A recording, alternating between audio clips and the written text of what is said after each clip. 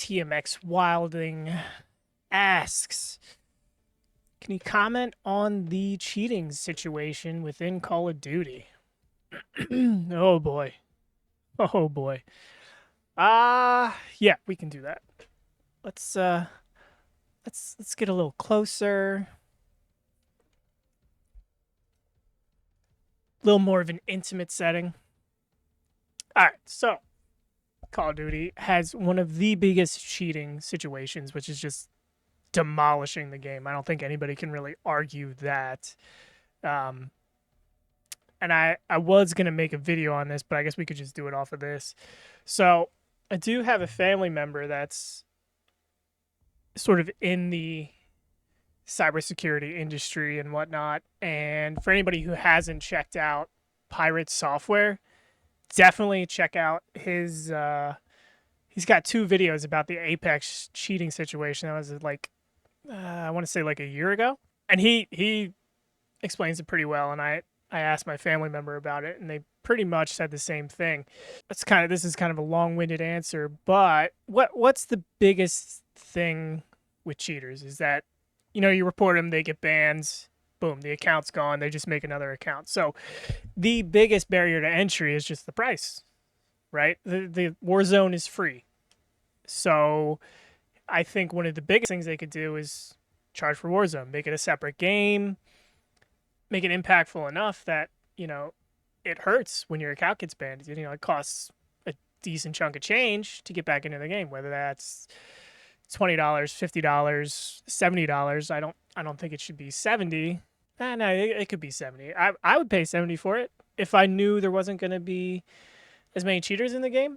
And I think a lot of people would too. Make it its own separate thing. That's what we had before. And when you would play multiplayer, all your experience points and XP and whatnot would go over. I mean, somebody correct me if I'm wrong. The other thing too, so we get those ban waves and stuff like that. So why are we not getting like every day like 10,000 bans or whatever, that sort of thing? That's to affect the cheating companies or these cheating developers, whatever you want to call them, the people that are selling the cheats. What do they get back when they do massive ban waves? They get chargebacks, so that affects their financial standpoint. You got kids saying, "Oh, your cheats got me caught. My account's banned. I had all this time and energy spent into it. I want my money back." So then you're kind of like picking away at them because it's overwhelming. The only way I could think of it is since it's the holiday season right now, you go to a retail store, they've got one person on register, but there's 50 people trying to buy things all at once. It's kind of the similar thing like that, except everybody's way more angry and they want their money back. So that's why you kind of have like waiting periods. I don't know what that waiting period is. Maybe every couple of months, once a month, but Call of Duty's making it long enough that it affects these companies, which, makes sense. What else? This kernel level thing or whatever they're implementing in like a couple months. That's cool, but I thought we already had a kernel level one. I think somebody explained to me though that it's only when you boot up the game. It checks to see if you got a cheat running. If you don't, it lets you go on your merry way and then you turn them back on. So maybe it's on the whole time. I'm sure there's going to be a way around that. It's probably not. It might make a difference for the first week, and then they figure it out, and then boom, we're back to where we were. So whoop-de-doo, I guess. I don't see the big deal. But yeah, honestly, I think the biggest thing is make people pay for it. I think that's the spot that you go to right there. The other thing too, I've been doing this too. I have done it before, is like you blame the developers, like, oh, you're not doing anything, like what are you doing? And you have to remember they're people too, trying to fix the problem, and you're giving them shit. Again, I'm going back to the retail thing. It's like when you're trying to return something and they say that, oh, we can't do it, it's a system thing or whatever, and you're just berating this employee, the only person that can help you solve the situation. You're just laying into them, giving them a piece of your mind as to how upset you are. That's not really helping anybody. Same with like the developers. Just giving them so much shit is not going to help anybody. We want them on our side, and if you're just berating them the entire time, they're not going to want to help. I wouldn't want to help. So I think we need to like hype them up and that sort of thing, get them involved in it. too, I've seen streamers complain about this a lot. Is that like, oh, I bet there's gonna be new bundles and things selling in the store. Well, yeah, because that's a different team that has their own deadlines. There's artwork that needs to be done. There's probably they probably have deadlines for bundles. It's probably like, oh, we need at least 2 bundles a week. They need to go out uh, Tuesday and Saturday. So that's their deadline. They're just doing their job to get it out there. And an artist isn't going to know what to do to stop a cheating problem, right? Like, or somebody else is trying to tell you how to do your job, like, who has no idea. Absolutely no idea. That's how I look at it. They're completely separate. It's like, how can we relate this? It's like the states in the United States, like California and Texas, two completely different places, but it's still the United States. So it's like you have your developers or whatever, and then you have your art designers, VFX, whatever, making stuff in Call of Duty. They're all part of Call of Duty, but they're completely separate. Yeah, they're gonna do their job, and then the developers trying to prevent the cheating are gonna do their job as well. Like, they're two completely different things.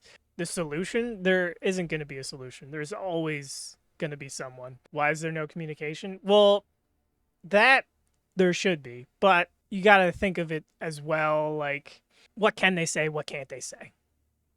I've heard these legal teams, like for Call of Duty, are absolutely atrocious, or they're just like video games in general, because they don't want stock prices to drop or something like that. So they can only say certain things. Like if you say, "Oh yeah, we know there's a problem. We don't know what it is yet or how to fix it, but there's a problem." I guess stocks are going to crash from that. Providing that transparency. But at the same time, you have to be careful what you say, because if you say, like, give a little clue to these cheating companies who are finding all the loopholes and whatnot in your game, they're going to exploit it or figure it out probably before them. You got to try to at least keep up with the competition. I think that's all we can really hope for. I don't think there's a way to be ahead of the cheats. You could try. I mean, that's just me, but so whoever they do need somebody to, like, just be like, hey, well, how about this? So people are upset about store bundles, skins, that sort of thing. All they would need is somebody to say, hey, we know there's a problem. You are not having fun with the game. The numbers don't lie. We have a deadline. We have to push this stuff out. We get it if you don't buy it. But we're doing our job. The developers are doing theirs. They can't say anything right now other than they're solving it. Boom. There you go. Problem solved, right? You have a brief explanation as to what is going on. You're not being told to buy the stuff. Like, you can buy it if you want. That's cool. But we understand if you don't. I think that would go a long way. It's just like an understanding, like, we realize you're frustrated. We realize the state the game is in, and we're working on it. I don't know if, like, I know they just announced, like, what, season 2, season 3, they're going to have a new anti-cheat. Like, why would you that's too long. We still have how much time do we still have on let's look here. Battle Pass season 40 days left of season 1. At the minimum, we won't have a new anti-cheat for 40 days if it's at season 2. But they said season 2, season 3. So I'm guessing it's going to be probably season 3 reloaded or something like that. I doubt they already have a handle on it already. I mean, maybe they do. They probably definitely have enough resources to do it, but I don't know. I think is a part of it too is you got everybody jumping ship playing other games that just came out. Like before like last year. What games were there to play other than Call of Duty? They could just skate by with what they had going on. Call of Duty can't hope for every other game to be worse than theirs so that they can still be on top. Like, that's what they were able to do last year, and this year there's, like, real competition for their game. Like, people are playing other games. They can't do the bare minimum anymore. They have to do something extra to keep people on the game. You got the new Fortnite. That looks cool. I'm not even into Fortnite, but I kind of think it's cool what they got with their ballistic thing. And then Marvel Rivals, That's checking off a lot of boxes for people. It's got ranked play, Marvel. So you got the kids, you got adults, and you got a lot of streamers too that were all Call of Duty switching over to Fortnite or Marvel Rivals. So with all this happening, it's putting a lot of pressure on them to figure it out. But if their solution isn't for another 40 days, at minimum, what are you gonna do? Game's dead.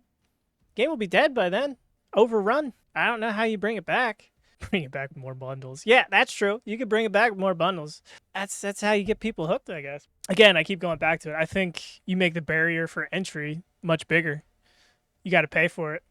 If you pay for it, pay and have that pay go to the account, not go to the machine. I think that would be the way to go right there.